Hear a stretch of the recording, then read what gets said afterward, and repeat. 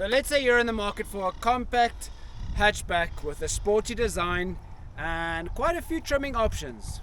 What do you get? Well, today I might have an answer for you.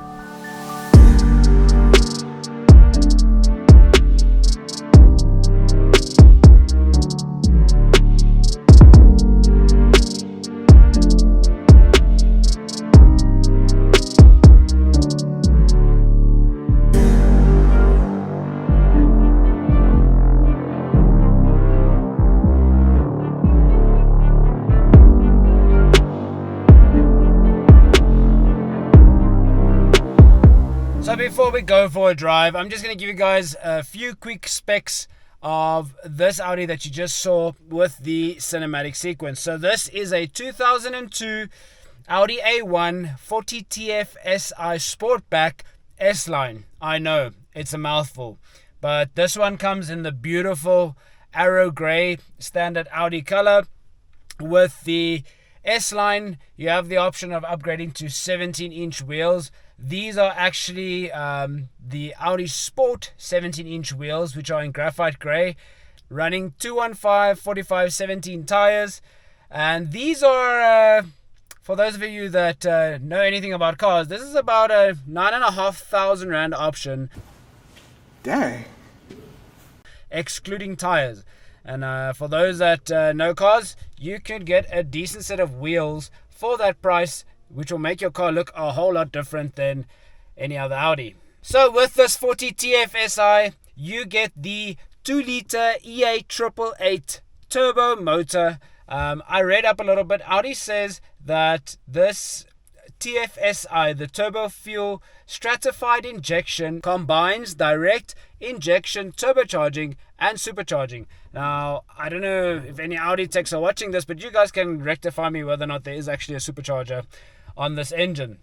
The gearbox in this specific car that I'm going to be reviewing today is the 6-speed dual clutch transmission S-Tronic gearbox. I hope that they have upgraded this gearbox, because I know a few people who have the older version of this gearbox and it used to give quite a lot of problems. Interior wise, it's functional with very high quality, very nice alloy or aluminium finished edging and trimming on the door handles with a gloss black trimming, but still staying with the actual functions of the car. This car has electromechanical power steering, with this specific car being fitted out with the dynamic driving configuration, which means it basically just adjusts the suspension. Additionally, as an option, you have the lane departure warning, which activates or starts to work above 60 kilometers an hour. You also get it as an additional option or feature, the ultrasonic parking sensors with optional park assist, which help you get into those bay parkings as well as the curbside parkings, which is a major problem for a lot of the younger drivers I have seen. For this specific car, you also are able to get Audi genuine accessories. If you are someone that is looking at purchasing this car and you have a family or you have small kids, Audi at an additional cost offers the baby, child and youngster seat. I think it will actually suit this car pretty well if you run your Audi seat in your Audi A1. This is Audi's second generation of the A1. The first generation was massively successful, and with its sporty design and compelling performance, oh, that's a nice Porsche. Sorry, I'm a bit distracted. I think they've managed to pull off an even more successful version of the Audi A1. Getting to the things that majority of the guys are concerned with, the power output on this 2-litre turbo motor is 152 kilowatts to the wheels, with, for those who are in America, 207 horsepower. Torque wise, we are looking at 320 newton meters of torque, or 236 foot-pounds of torque. This is a front-wheel drive car only, and I do not know if Audi will be making a four-wheel drive version of this as they did with the previous generation. But this being front-wheel drive accelerates the car from 0 to 100 kilometers an hour in 6.5 seconds. Now, if you stay tuned to the end of this video, we will actually be testing that for ourselves. The car weighs in at 1.3 tons, and the top speed is electronically limited to 241 kilometers an hour or 149.8 miles per hour. Fuel consumption wise, so we have actually been fortunate enough to take this car down to Durban on a road trip. Audi specifies fuel consumption combined about 6.5 liters per 100 or 32.2 miles per gallon. But we managed on our trip down to Durban to get it down to 5.7 liters per 100, which I think is not a bad thing for a car that is 1.3 tons but also has a 2-liter turbocharged motor. Emissions-wise, combined Audi states or claims that it is about 148 grams per kilometer, and that is 240 grams per mile. Dimensions of this car, it is 1,740 millimeters wide, about as wide as I am tall, and then it is a total length of 4,029 millimeters with a height of 1,409 millimeters. So you'll be able to get into all those places and still have space, not to be afraid of bumping the roof of your car. I am going to get driving now so you guys can experience this car with me, and then later, closer to the end, I will get to the pricing between the base model and one like this, which is the SLine, just so you guys have a bit of an idea of what you are letting yourself in for. Additionally, this car comes with Apple CarPlay and Android Auto, and as you'll see that it has a 10.25-inch instrument cluster digital display. Everything is on this car is pretty much digital, and it also, this one has the feature of the multicolor ambient lighting, which actually just increases the value of the car for me because it sets the mood for the car, but also it allows you to adjust the car to your personality and to the way that you might feel in that very moment. So one thing I'm very grateful for is the fact that Audi kept buttons in this car. Everything is going digital and all the touch screens is driving me mad.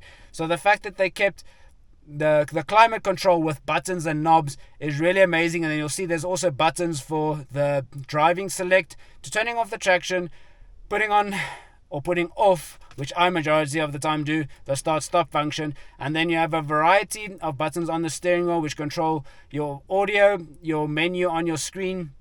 And this car is also fitted out with the cruise control option. So in saying that, let's get this car started up and go for a drive.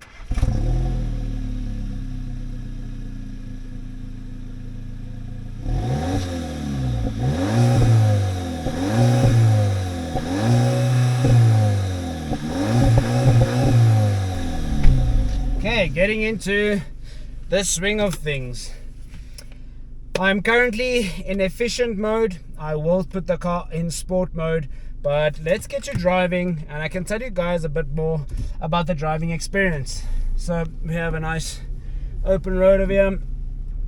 The thing about this car that I really adore, and which is why it's a favorite for me, driving down to Durban and back, these Audi sport seats are actually incredibly comfortable.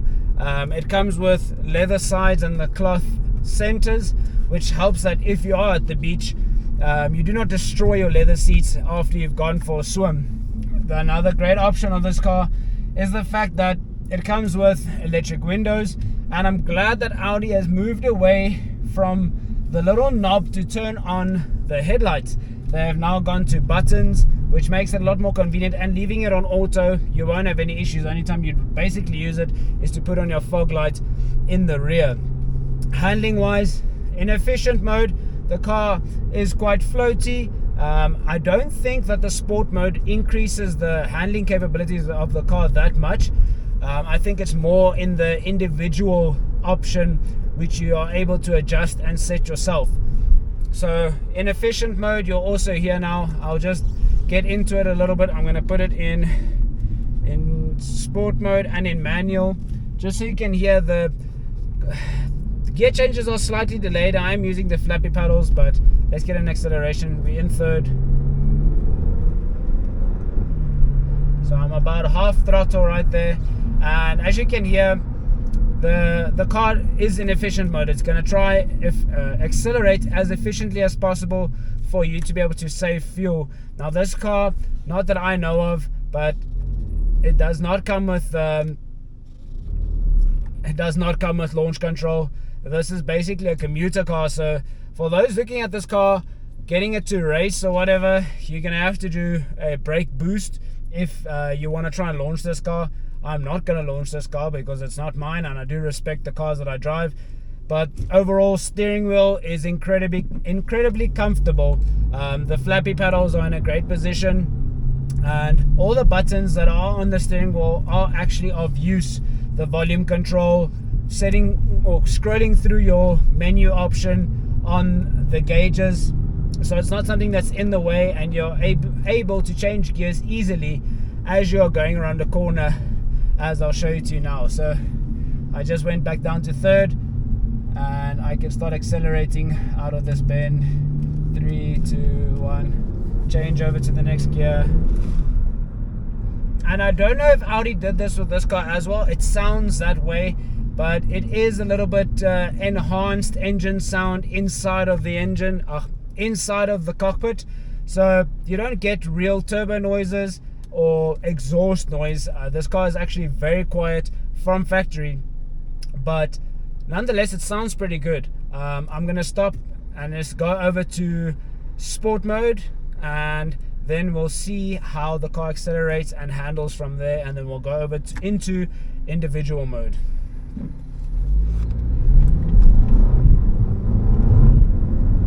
Some gravel on the road, so the tires squirted. Hold up. Wait a minute. Skidded a bit. Okay, there's a massive pothole here. We just turn into my place again. No cars, let's go.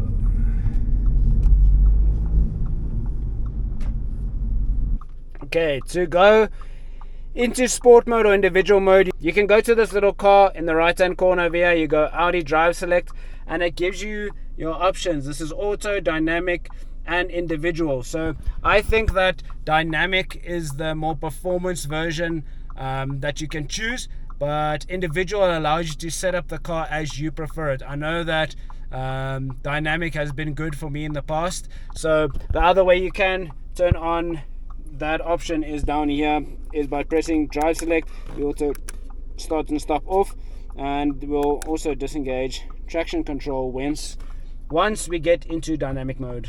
So taking a look at individual mode, the things that you can adjust: driving system, efficient, balanced, dynamic. I'm going to put it on dynamic. Suspension, balanced and dynamic. I'm going for dynamic, and then steering is already in dynamic. So that's basically the options that you have in this variety, or how this car has been spec'd. We are going into dynamic mode.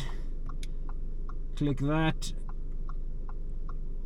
and then we will select dynamic modes, basically like track mode, and then we'll hold traction control, stability control, ESS sport, warning restricted stability, and then again we'll go into drive, sport, and manual, and here we go. Okay, so I'm gonna drive a little bit faster now, just so you guys can see.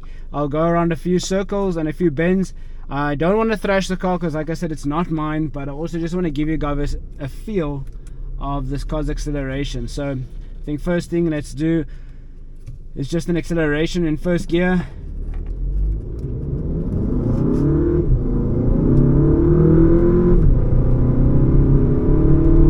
Pulls up nicely to the speed limit, and the brakes on this car are very good as well. So we're slowing down, getting to the circle. I'm just going to go straight around over this one. You can see the car's a lot sharper with the handling as it was when it was in efficient mode, and it sounds like the car's a bit more throaty now that we have put it in dynamic mode.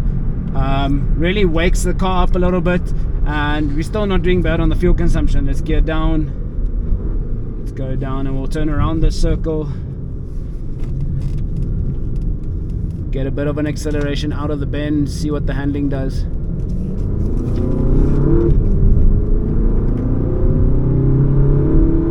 There we go. Slowing down for the next bend.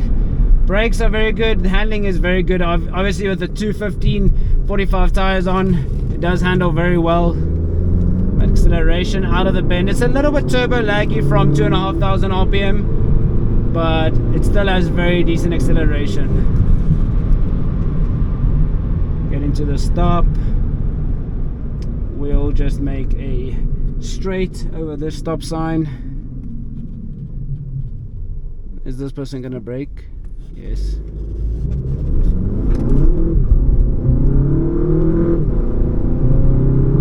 And we have some dirt. I'm gonna brake before the dirt because I don't want to dirty the car, and also I don't want the car to slip.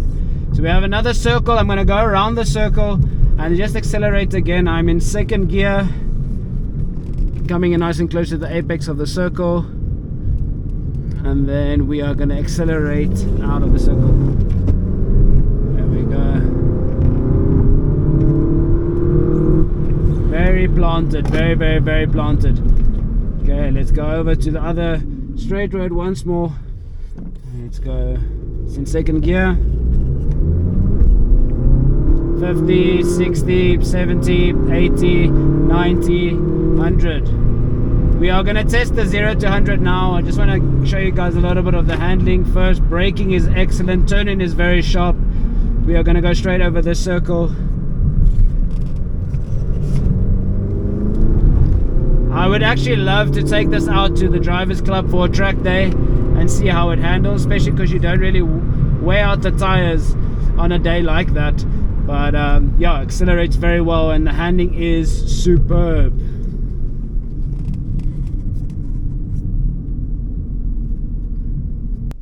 Okay, so now I have ESC off and we'll see what the car does from here. So as I told you guys, there are different varieties, this being sort of like the top of the range variety of this Audi A1 second generation. Now this isn't the one that is kitted out with all the features or added features that you can get in this car, but just so you guys know, the base model of this car, which is the 30 TFSI, it is a 3-cylinder 1-liter turbo motor, and those come in or start brand new at about 530,900 Rand with a monthly payment without insurance around 8,800 Rand. And then this top of the line sport line model, the sport line basically standing for styling, S-Line stands for styling. So it's not that there's anything major different performance wise. These cars come with 152 kilowatts, 207 horsepower and 320 newton meters on this EA888 2-liter turbo motor. But this specific car is a demo model which was purchased, so it's slightly less expensive. This one brand new with the features that it has, you're looking at about 601,500 Rand, which escalates to about a 9,200 Rand payment a month excluding your insurance. And then like this, I said, this car was bought second hand as a demo model. It has the blackout badges etc on, but this car came in at around 540,000 Rand for having 28,000 kilometers on the clock.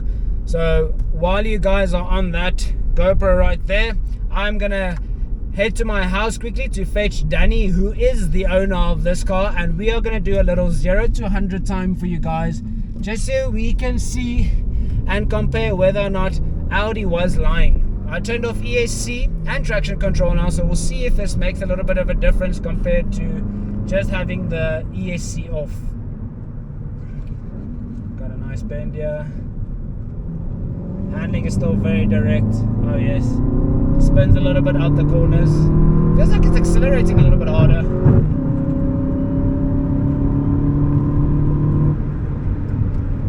There we go, dude. Guys, on the brakes are really good in this car. I'm not sure what the size of the calipers are. I'll try research it and put it on the screen, as well as how many pistons are in the calipers. But from first gear,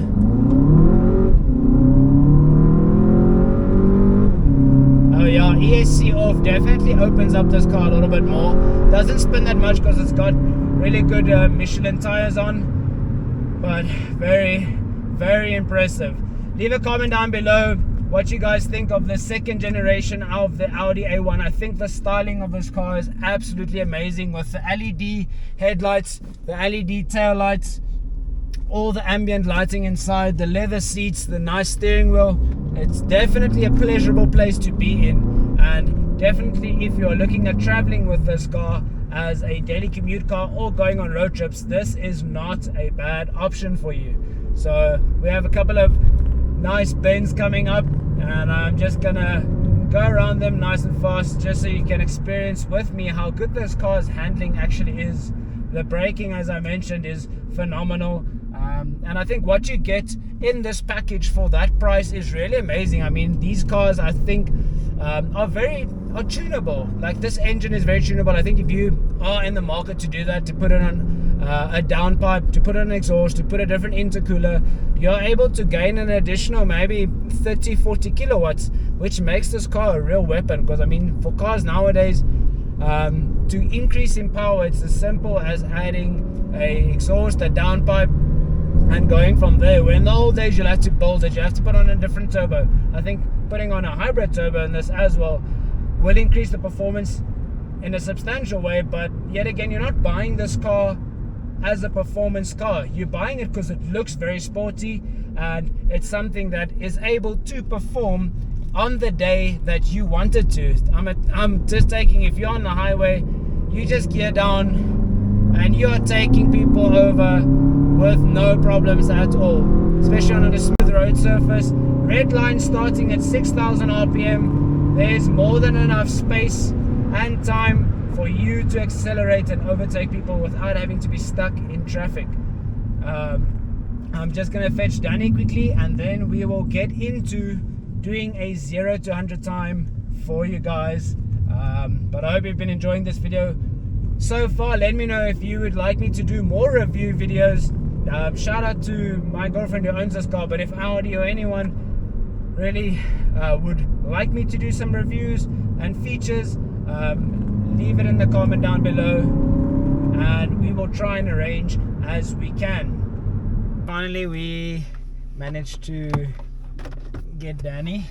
She's gonna help us quickly record the 0 to 100 time. So she's gonna hold the phone basically in front of the camera as we accelerate. I think it's just gonna make it a little bit easier. Welcome everybody back to another episode of Supercar Brownie. Supercar Brownie. Supercar Brownie. What's out? No, it's just the screen that gaan off. You can also testify for when we drove down to Durban with the car. The seats are actually very comfortable. Oh, so comfortable. A 600 and something kilometer road trip. Yeah. We actually did a bit more because We got lost. We got lost, and the initial place we went to go and stay, we got scammed at. So yeah, that's. So we found our spot where we're gonna do our 0 to 100. We have enough space ahead of us. Like I said, Audi quotes 6.5 seconds for 0 to 100, so we'll see. I am in manual mode, so hopefully the gear changes are fast enough. We go 3, 2, 1, go.